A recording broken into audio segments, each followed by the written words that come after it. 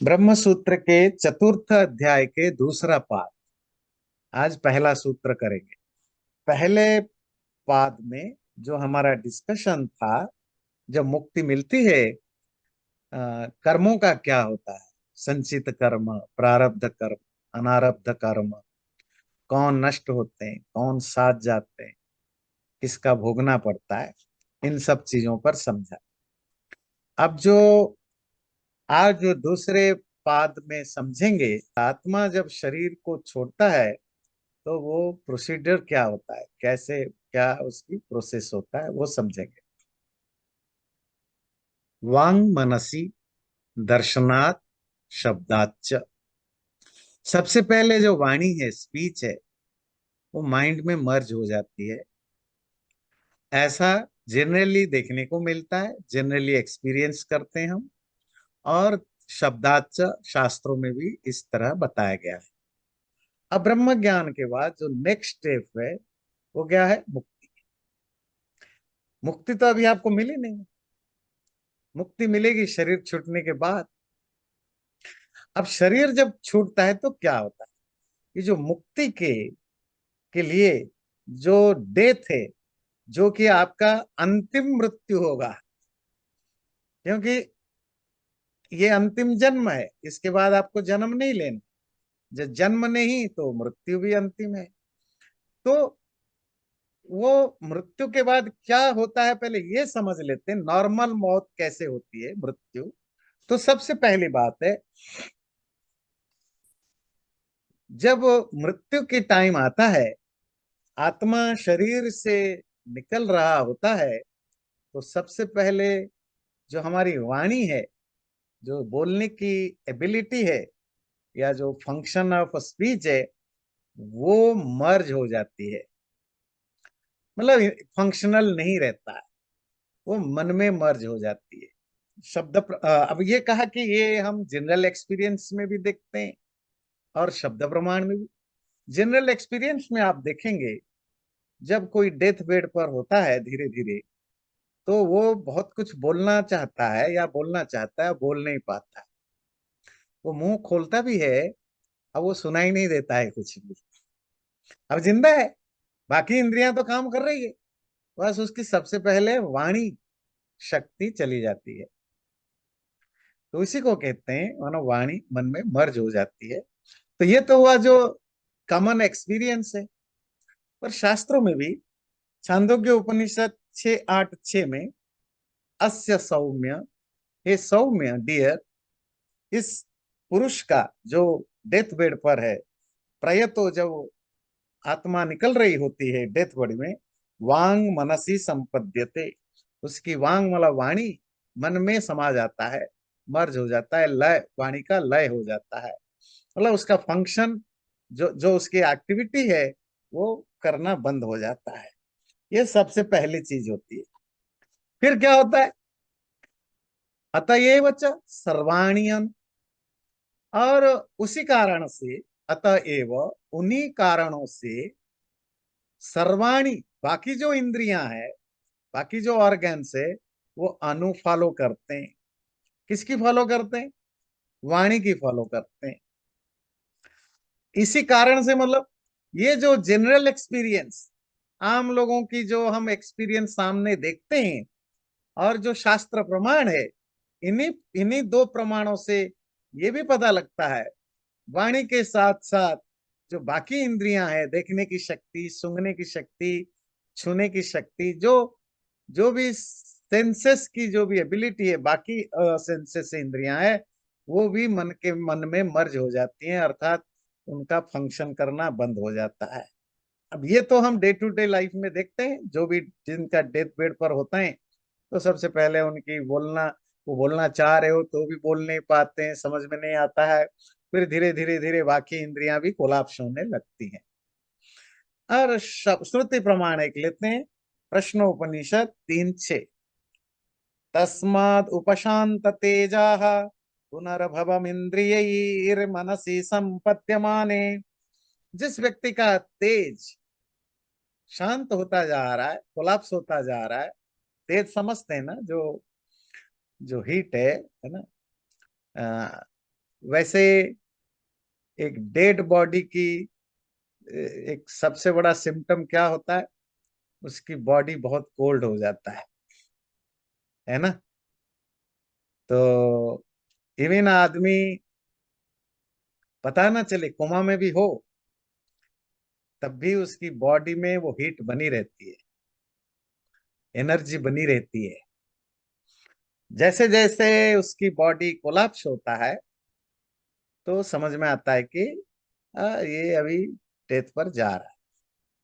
तो जब पूरी तरह प्राण निकल जाता है तो थोड़ी देर के बाद पूरा शरीर, थोड़ा टाइम लगता है प्राण निकलने के बाद, पूरा शरीर आपको हाथ लगाओ तो ऐसे लगेगा जैसे ठंड का मौसम हो, इतना ठंड हो जाता है ना? उपशांत तेज, जब उनका तेज, वो एनर्जी शांत हो जाता है, तब इंद्रिय मनसी संपद्यमानी, वो जो इंद्रियां है वो क्यों हो जाती है? क्योंकि इंद्रियां आप धीरे धीरे मन में समा गए हैं। और ये भी हमें कहाँ से पता लगता है? एक तो जनरल एक्सपीरियंस, जो जो जो हम आम जिंदगी में देखते हैं, दर्शनात् ऐसा हम देखते हैं, और शब्दाच, शब्द प्रमाण से।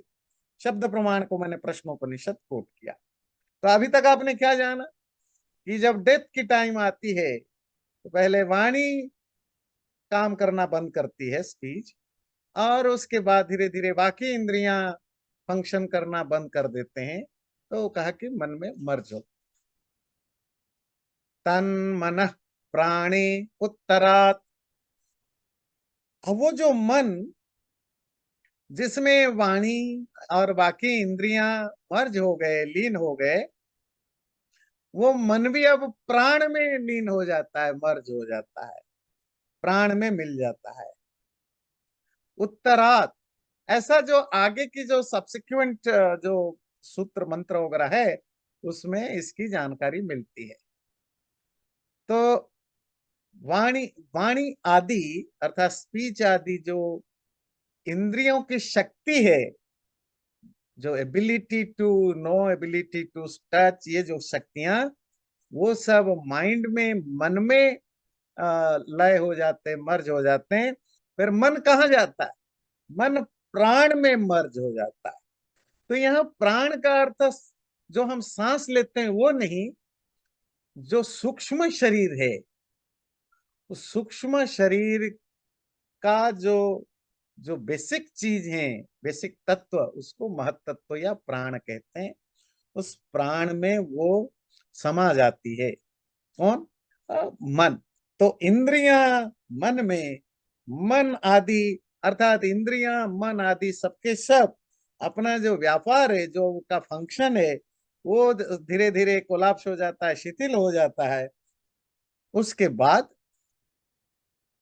सो अध्यक्ष तदुपगमादिभ्य, और वो जो प्राण जिसमें इंद्रियां मन आदि सब समा गए, वो मुख्य प्राण भी अध्यक्ष में अपना जो ओनर है, अपना जो मास्टर है, अपना जो लोकेशन है, आ, वो कौन है? जीवात्मा।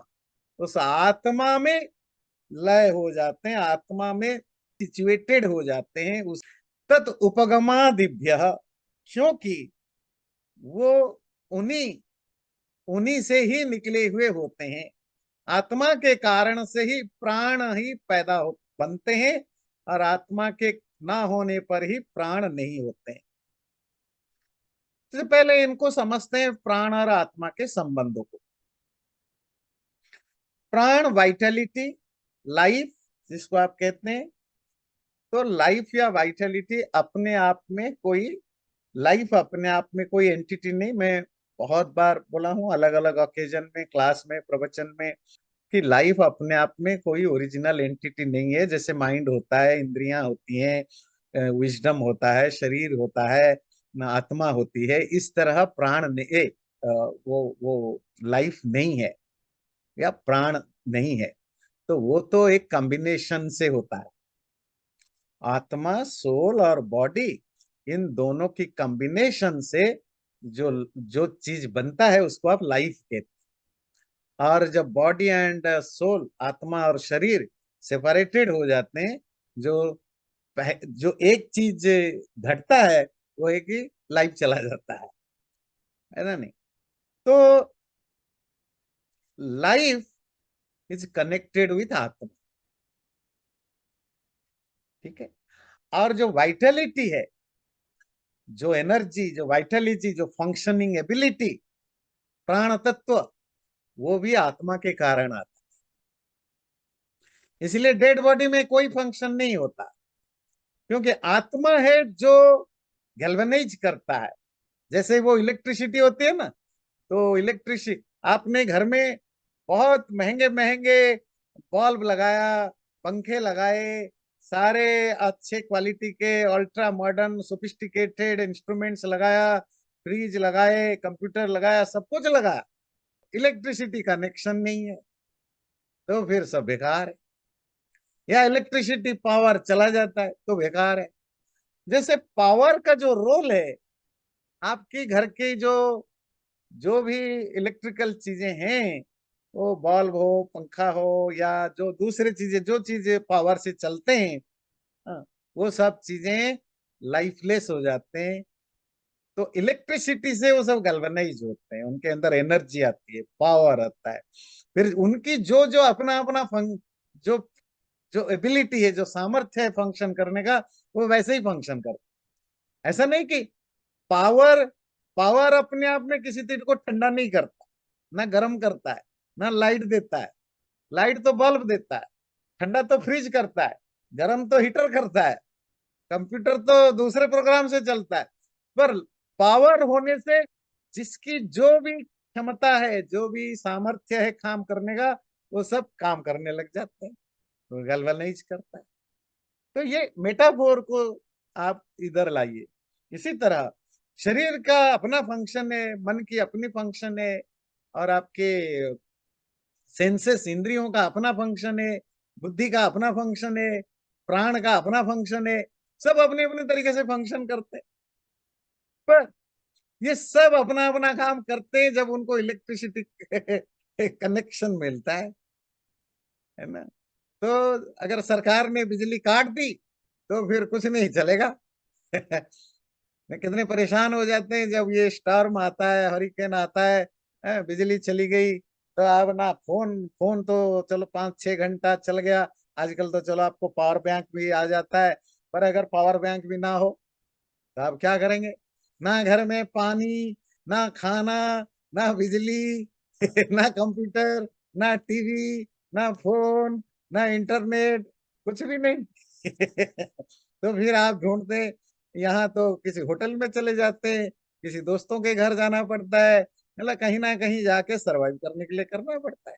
क्योंकि अमेरिका में तो बिना बिजली के है ना, जिंदा रहना ड्रीम भी नहीं, ड्रीम में मुश्किल हो जाता है।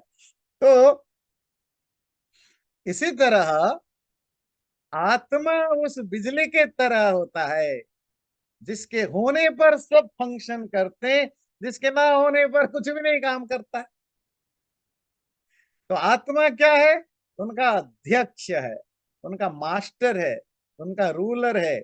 और केवल यही नहीं, वही है जो एनर्जी सप्लायर है ना। वही वही है जो उनका डायरेक्टर है, वही है जो उनका गैल्वेनाइजर है। तो वही आत्मा से होता है। तो डेथ के समय में इंद्रियां सब मन में, मन प्राण में, और प्राण मन इंद्रिया आदि, ये सब के सब अपने अध्यक्ष, ये अध्यक्ष शब्द वैसे बड़ा इंटरेस्टिंग है। हाँ, हिंदी में तो अध्यक्ष हम कहते हैं प्रेसिडेंट, है ना।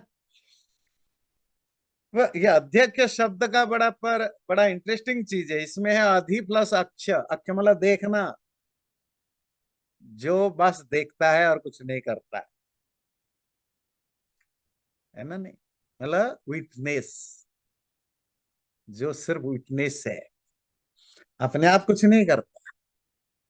जैसे जो इंडियन कॉन्स्टिट्यूशन में जो प्रेसिडेंट होता है ना, राष्ट्रपति, तो वो हेड ऑफ द नेशन है। उसके सिग्नेचर के बिना कोई बिल पास नहीं होता। पर उसके पास वो अपने आप में कुछ नहीं करता है ना। वो ना कोई बिल बनाता है ना कहीं कुछ करता है। वो कॉन्स्टिट्यूशनली उसका कोई एक्टिव रोल को जीरो है। अध्यक्ष। इसी तरह ये जो शरीर की एक्टिविटीज में आत्मा, पर उसके बिना सभा नहीं चल सकती है। जब आपकी असेंबली लगती है तो असेंबली में जो जो चेयरपर्सन होते हैं, वो एक्चुअली कोई उनका रोल क्या है? वो कोई भाषण थोड़ी देते हैं, किसी बिल पास थोड़ी कराते हैं। वो तो बस ध्यान रखते हैं कि सब ठीक ठाक चले। तो आत्मा का यही रोल है, अध्यक्ष। ये शब्द ध्यान रखिए, अधियक्ष। तो सब देखता है, उससे सब कुछ होता है, पर वो कुछ नहीं करता। तो वो जो आत्मा, जिसको यहाँ अध्यक्ष कहा, चेतन कॉन्शसनेस जो भी समझिए, उसी में ही बाकी सब प्राण मन आदि लीन हो जाते हैं। क्यों हो जाते हैं? क्योंकि तद उपगमा दिव्य, क्योंकि इसी से ही ये सारे इंद्रियां मन आदि उपगमित होते हैं। क्योंकि इसी के होने पर वो आते हैं, इसी के ना होने पर ये चले जाते हैं। तो प्राण आदि का आत्मा में मर्ज होने का अर्थ ये नहीं है कि वो आत्मा आत्मा बन जाते हैं, नहीं। इसका सिर्फ इतना मतलब है, जब डेथ होता है, ये सब चीजें इस जो स्थूल शरीर है, जो ग्रॉस बॉडी है, इससे अलग हो जाते हैं, सेपरेटेड हो जाते हैं। सेपरेटेड होकर क्या होते हैं? आत्मा के साथ हो जाते हैं। अब ये जो दो जैसे पति पत्नी सेपरेट होता है ना, तो बच्चे किसके साथ जाए? तो आपको कोर्ट जाना पड़ता है, तो फिर कोर्ट फैसला देता है, बाप के साथ रहेंगे, माँ के साथ रहेंगे, या आधा दिन इधर आधा दिन उधर रहेंगे। अब यहाँ जो पति पत्नी के रिलेशनशिप की सेपरेशन में पहले से ही रूल फिक्स्ड है। यहाँ रूल फिक्स्ड है। क्या फिक्स्ड है? कि सारे बच्चे आत्मा के साथ रहेंगे। है ना। बॉडी के साथ कोई नहीं रहेंगे। आत्मा आएंगी तो बच्चे यहाँ रहे। अगर आत्मा शरीर मिलके रहते हैं, अच्छी बात है, सब इंद्रियां साथ रहेंगे। और आत्मा चली तो इंद्रियां मन प्राण सब, बड़ा बेटा छोटा बेटा, है ना, बेटी बहू दामाद, सब आत्मा के साथ निकल जाएंगे, शरीर से छूटेगा। ध्यान रखिएगा, जब हमारा डेथ होता है ना, शरीर और शरीर के द्वारा कमाया गया हर वो चीज रहता है। बाकी अंदर की सब चीजें जिनको हम ध्यान नहीं देते, जिस माइंड को इग्नोर करते, जिस इंद्रियों को इग्नोर करते, जिस बुद्धि को इग्नोर करते, ये सब आत्मा के साथ चली जाती है। ध्यान रखिएगा। बाकी शरीर, और इस शरीर से जो भाग दौड़ तुमने करके पैसा कमाया, गाड़ी कमाया, घोड़ा कमाया, जो कमाया, सब यहीं रह जाते हैं दूसरों के लिए। वो जो मर्जी करे, तुम्हारे साथ कुछ नहीं जाते। अब तुम्हारे साथ जो जाते हैं वो यही जाते हैं। और एक चीज जो हम आगे पढ़ेंगे, ये मन बुद्धि वगैरह तो जाते ही जाते हैं। और इस मन, माइंड, जो कि स्टोर हाउस है आपके सब, आपके सारे किए कराए चीजों का, जो जो संस्कार है, जो सबकॉन्शियस मेमोरीज है। आपने तो कार खरीद ली, कार बेच ली, झगड़ा कर ली, प्यार कर लिया, और वो साथ तो नहीं जाएगा। पर जाएगा क्या? वो प्यार करने का, वो झगड़ा करने का, वो कार के अटैचमेंट का, उसकी जो मेंटल इम्प्रिंट है वो जाएगा। जो हम नहीं चाहते वही जाएगा। हम चाहते हैं हमारे किए कराए को कोई कोई सीसीटीवी ना रिकॉर्ड करे। भाई खाया पिया कुछ नहीं है, सीसीटीवी में रिकॉर्ड हो गया कि मैंने ही चोरी किया। और चोरी किया मैंने, पर खाना कोई और खा गया, सीसीटीवी में मेरा ही नाम आ गया। बात समझ में आई? लाइफ ऐसे ही है, सीसीटीवी कैमरा और चोरी की तरह। तो शरीर से छूट जाते हैं, आत्मा के साथ हो जाते हैं, यही उनका मतलब है कि आत्मा में विलीन हो जाते हैं। अब कुछ शास्त्रों को कोट करेंगे जो शब्द प्रमाण। तो बृहदारण्यक उपनिषद में 4:3:38 में, तो इस इंसिडेंट को एक मेटाफोर के रूप में वो यूज करते हैं। बोले जैसे एक राजा जब अपने राजमहल से कहीं जाता है, यात्रा पर जाते हैं, यात्रा समझते हैं, जर्नी पर जाते हैं, तो जो भी उसके नौकर चाकर, जो भी उसके परिचर थे, सर्वेंट वगैरह, और घोड़ा हाथी जो कुछ, वो सब उसी के साथ साथ महल छोड़ करके भी उसके साथ साथ चलते हैं। वही रसोईया जाता है ना, वही उनकी जो अंगरक्षक होते हैं, जो उनकी डे टू डे रोज की नहाने में हेल्प करते हैं, वो करते हैं, वो सब दास दासी नौकर चाकर वो राजा के साथ चल पड़ते हैं, महल खाली हो जाता है। बोले इसी तरह जब आत्मा निकलती है, तो आत्मा के जो परिचर हैं, नौकर चाकर हैं, मन बुद्धि इंद्रियां प्राणादि, वो भी आत्मा के साथ चल पड़ती हैं। तो जैसे मैं वो एक 4:3:38 का मंत्र कोट करता हूं।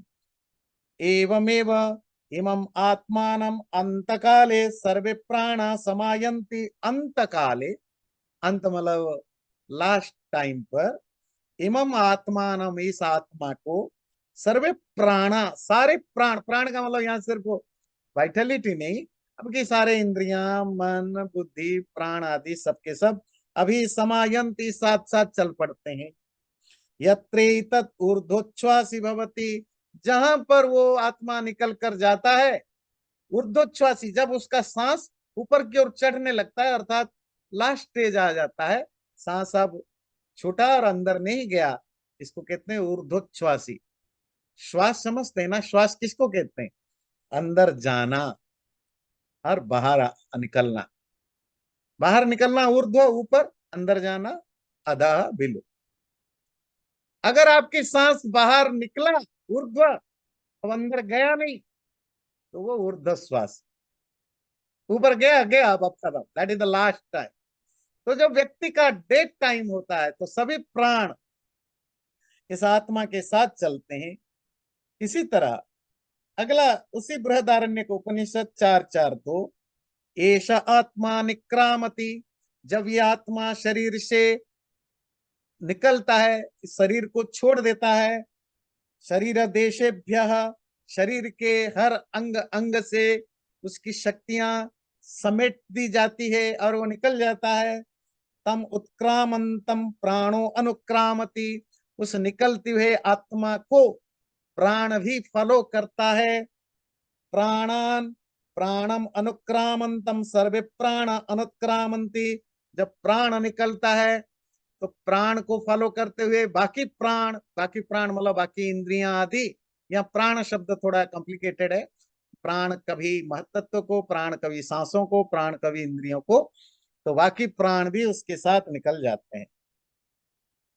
तो इस तरह आत्मा शरीर से जब निकलती है, मृत्यु होता है, तो पहले इंद्रियां, वाणी से स्टार्ट करके, स्पीच से स्टार्ट करके इंद्रियां अपना काम छोड़ देते हैं, फिर माइंड काम छोड़ देता है, फिर सांस काम छोड़ देता है, और इस तरह वो शरीर से निकलता है। यहां तक क्लियर हुआ? इसमें एक इशू है। इशू है कि छांदोग्य उपनिषद में एक रेफरेंस आता है 6:8:6 में, प्राणस तेजसी। यहां तो सूत्र में बोला प्राण अध्यक्ष में, आत्मा में मिल जाता है, मतलब आत्मा के साथ चल पड़ता। पर छांदोग्य उपनिषद में आता है कि डेथ के समय प्राण तेज में मिल जाता है। तेज मतलब फायर, हीट, है ना, जो मिल जाता है। तो ये क्या एक दूसरे को कॉन्ट्रैडिक्ट करते हैं, या इसका कोई और अर्थ है? तो अगला सूत्र उससे रिलेटेड है। भूतेषु तच्छ्रुते है। हाँ, ये जो तेज शब्द है, वो तेज शब्द भूतों के बारे में यूज हुआ। भूत का मतलब होता है जो एलिमेंट्स होते हैं, तो सूक्ष्म भूत तत्श्रुते है, ऐसा शास्त्रों में भी, श्रुति में भी बताया गया है। अभी तक आपने जाना इंद्रियां, मन, प्राण, बुद्धि, ये सब आत्मा के साथ चले जाते। अगला जो सूत्र आप पढ़ रहे हैं इसके साथ और भी एक चीज आता है, वो क्या है? भूत। भूत, पंच महाभूत, जो 5 बेसिक एलिमेंट्स हैं। कहेंगे पंच महाभूत कैसे जाएगा? पंच महाभूत से तो शरीर बना है, तो शरीर तो छूट जाता है। हाँ, अब ये एक इंटरेस्टिंग चीज है जो नए लोग हैं उनको भी जानना चाहिए।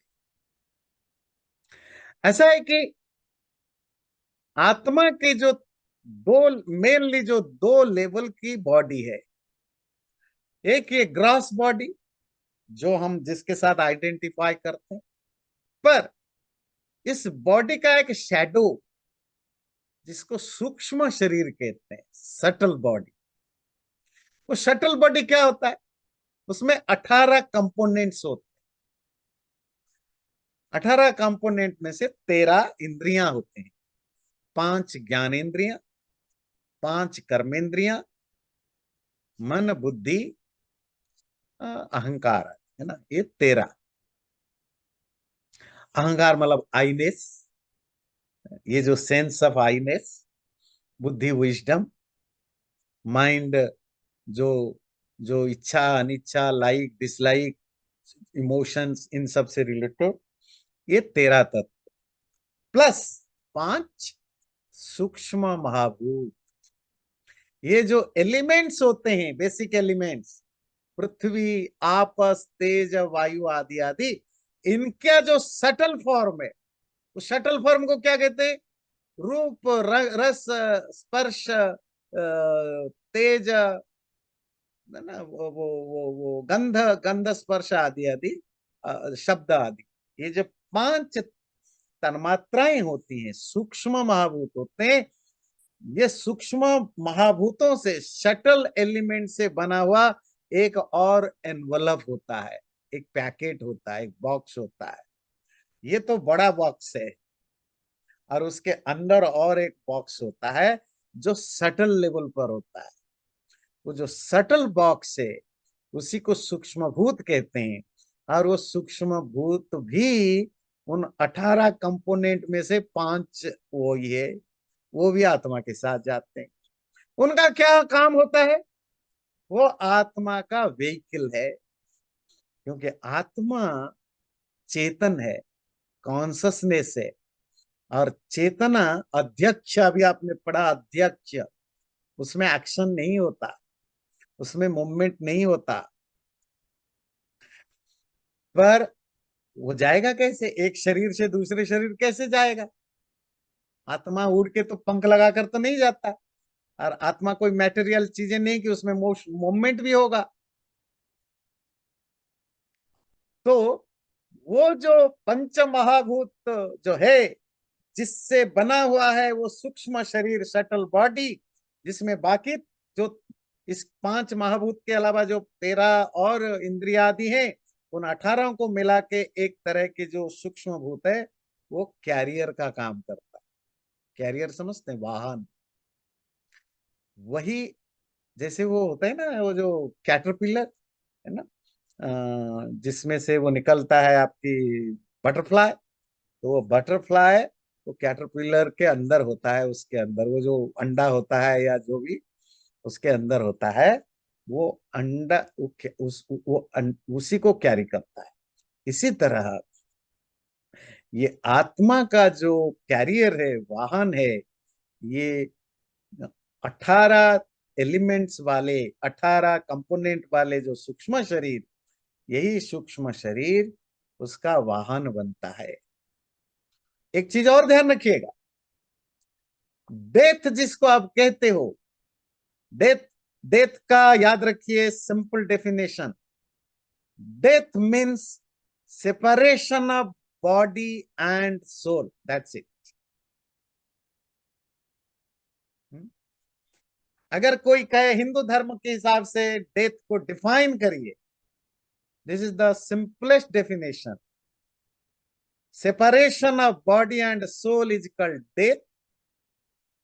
Combination of soul and body is the birth, है ना।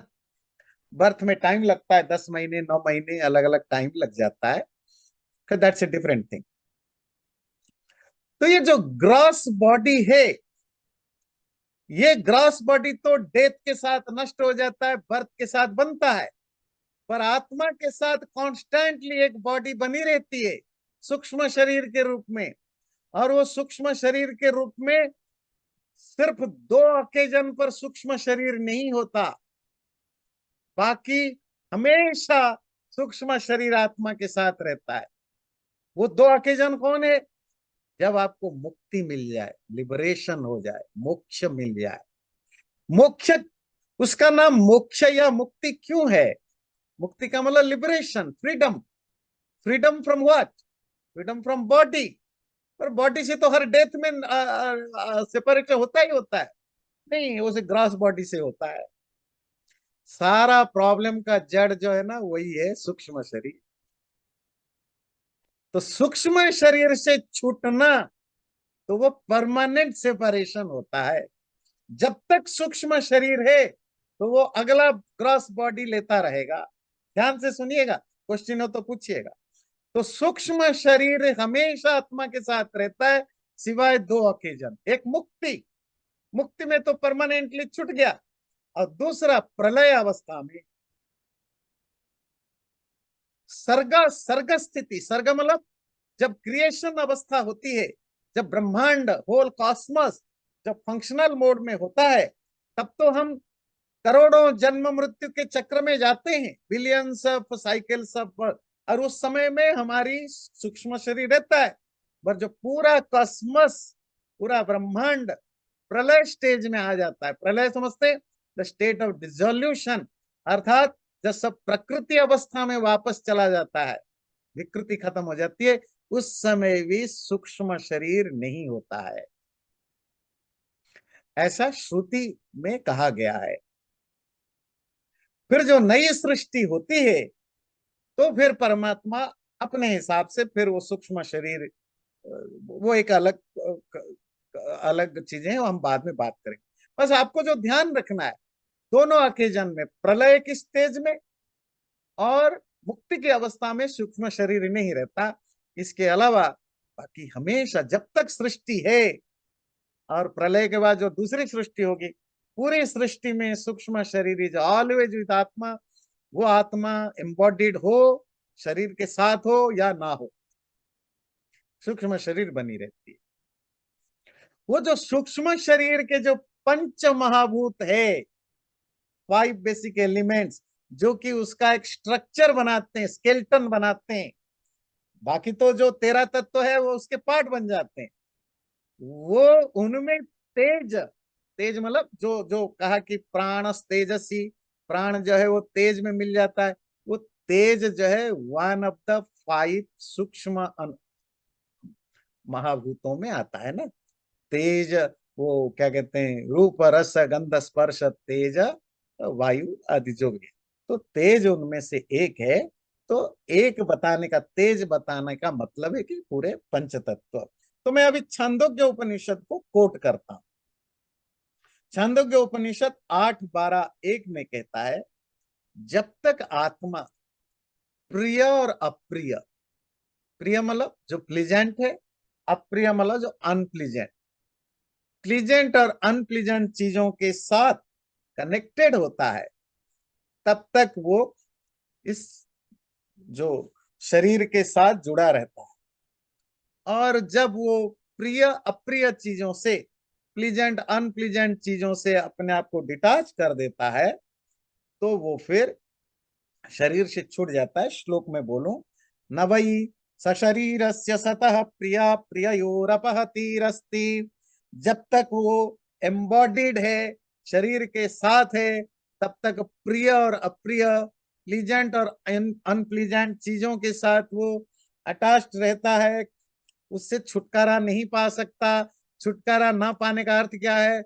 वो जन्म मृत्यु के चक्र में फंसा रहता है। सशरीर का मतलब यहाँ क्या है? ग्रॉस बॉडी नहीं, सूक्ष्म शरीर से जब तक युक्त रहता है।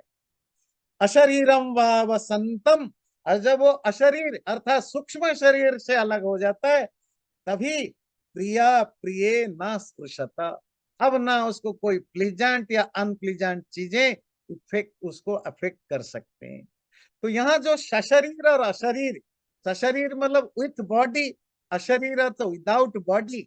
यहाँ बॉडी का मतलब स्थूल शरीर ही नहीं, सूक्ष्म शरीर है, जो आपके जन्म मृत्यु का कारण बनता है। और यही जो पंच महाभूत का यहाँ जो रोल है सूक्ष्म शरीर में, इन्हीं में से तेज जो है वन ऑफ देम है, इसीलिए बताया गया। नैकस्मिन दर्शयतो ही। अच्छा, सूत्र पढ़ने से पहले कंफ्यूजन आया। तो आपने कहा कि प्राण तेजसी जो शब्द है प्राण तेज में मिलता है, तो आपने कहा कि वो जो पंच महाभूतों में से जो तेज है वो उसकी बात कर रहे हैं। तो क्या प्राण केवल तेज के में मिलता है, ओनली सिंगल तेज के साथ? तो अगला सूत्र उसको क्लैरिफाई करता है, न एकस्मिन, नहीं नहीं, एक ही चीज, एक तत्व में नहीं, पांचों के पांचों तत्वों एलिमेंट्स में मिलता है। दर्शयतो ही, और ऐसा दर्शयतः दिखाते हैं कौन? श्रुति शास्त्र और स्मृति शास्त्र, ये दोनों इस पर बात करते हैं। मृत्यु के समय में पांच भूत वाला जो सूक्ष्म शरीर है, भूत तो क्लियर है ना, एलिमेंट है ना, बेसिक एलिमेंट, सूक्ष्म शरीर से जो एनवलप्ड है आत्मा, वो केवल तेज से एनवलप्ड नहीं है, तेज से भरा आच्छादित या कवर्ड नहीं है, पांचों से कवर्ड है, ना एक अस्मिन। जैसे पहले हम बात करते हैं, कुछ शब्द प्रमाण लेते हैं, बृहदारण्य के उपनिषद 4:4-5। सब अयम आत्मा, ये जो वो आत्मा, डट डट डट, पृथ्वीमय, आपोमय, वायुमय, आकाशमय, तेजोमय, पांच तत्व है ना। वो जो आत्मा, वो मयट, संस्कृत में जो मयट प्रत्यय है उसका अर्थ होता है फुल ऑफ, भरा हुआ।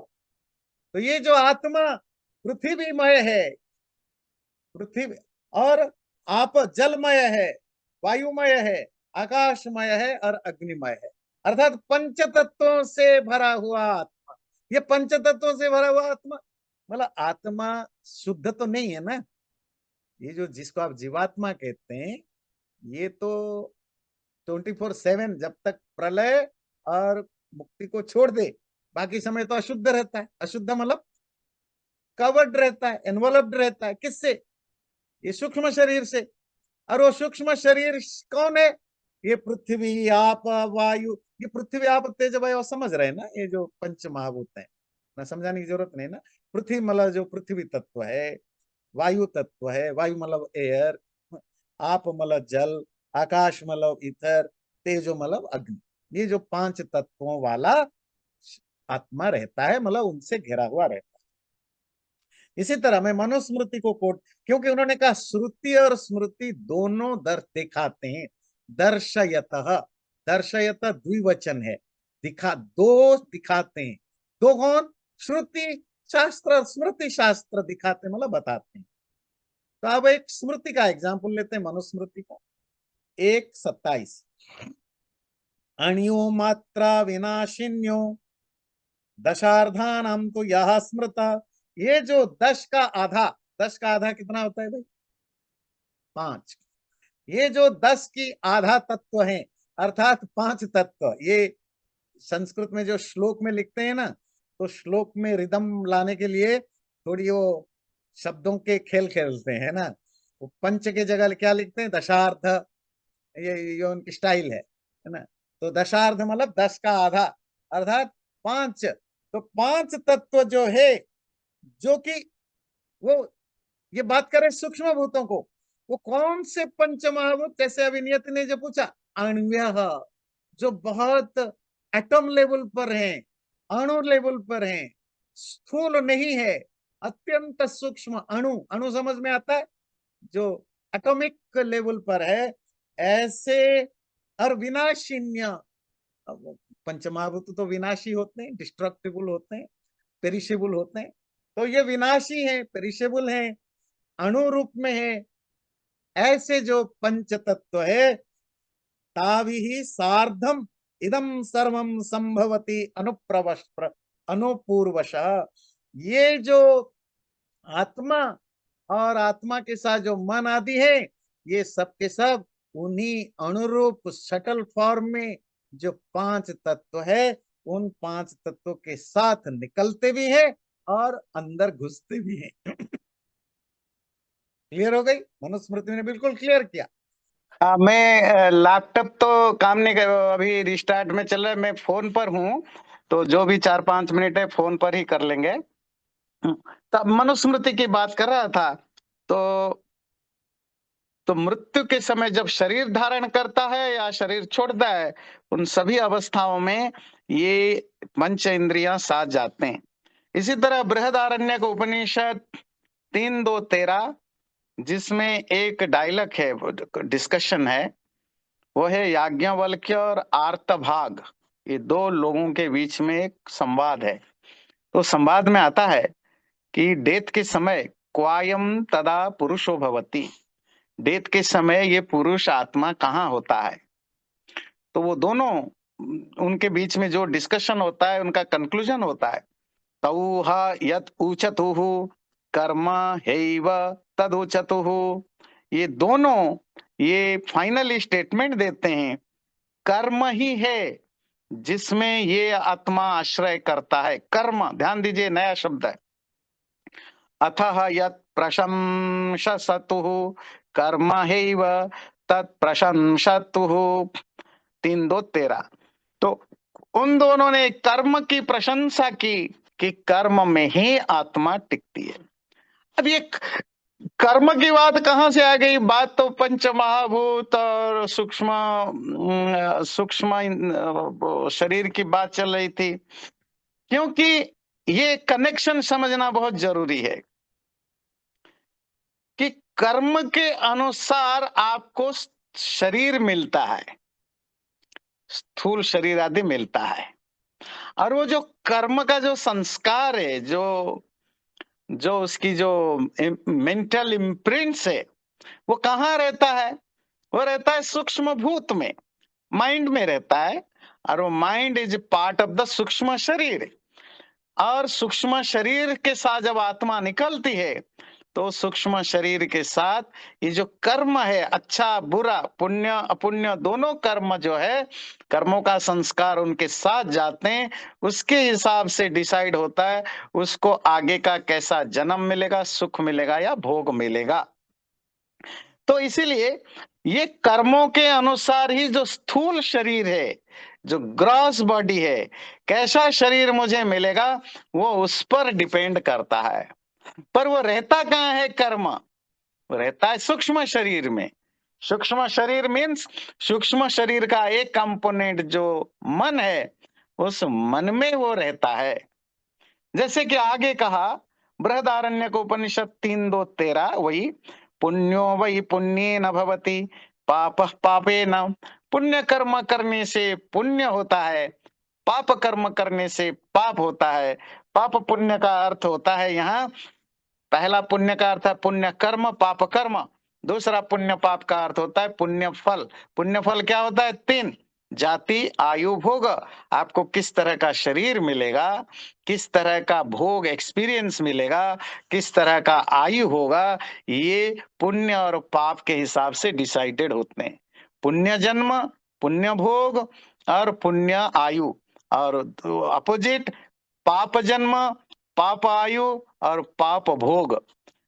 तो ये कर्मों के अनुसार होते हैं, पर वो कर्मों के अनुसार शरीर मिलता है, और वो शरीर सूक्ष्म शरीर से डेवलप होता है। अब ये तो हुआ सूत्रों की बात। अब इनको आज तो थोड़ी सी लैपटॉप गड़बड़ है, हो सकता है अगले बार फिर मैं इसमें थोड़ा ज्यादा टाइम लगाऊंगा समझाने में कि जो सूक्ष्म शरीर कैसे स्थूल शरीर का कॉज बनता है। जब आत्मा सूक्ष्म शरीर के साथ अपने कर्मों के कारण से एक पर्टिकुलर, भगवान जो भी उसके लिए एक स्पेसिफिक बॉडी फिक्स किया है, मनुष्य जो शरीर है, पशु का शरीर है, पक्षी का शरीर है, जो भी शरीर है, तो उसमें जो कंसेप्शन होता है, जो पुरुष और स्त्री, मेल और फीमेल का जो मिलन होता है, तो इन दोनों के जो रजवीर्य के माध्यम से तो जो है ना वो जो सूक्ष्म शरीर एंट्री करता है। और जब सूक्ष्म शरीर के अंदर, सूक्ष्म शरीर अपने आप में नहीं होता है, वो उसके अंदर आत्मा होती है, और फिर उसके थ्रू फिर वो स्थूल शरीर का डेवलप होने लगता है। अब स्थूल शरीर को जितना हर प्राणी में अलग-अलग टाइम लगता है, कितना टाइम लगता है उसको उस ग्रॉस बॉडी को डेवलप होने में, तो फिर वो ग्रॉस बॉडी के रूप में काम करता है। लेकिन जब मरता है फिर ग्रॉस बॉडी छूटता है, इवन सूक्ष्म शरीर के साथ वो चला जाता है। तो इससे रिलेटेड कुछ और चीजें मैं अगले बार डिटेल में डिस्कशन करेंगे। चैनल को सब्सक्राइब जरूर करें और वीडियो अच्छा लगे लाइक भी जरूर करें।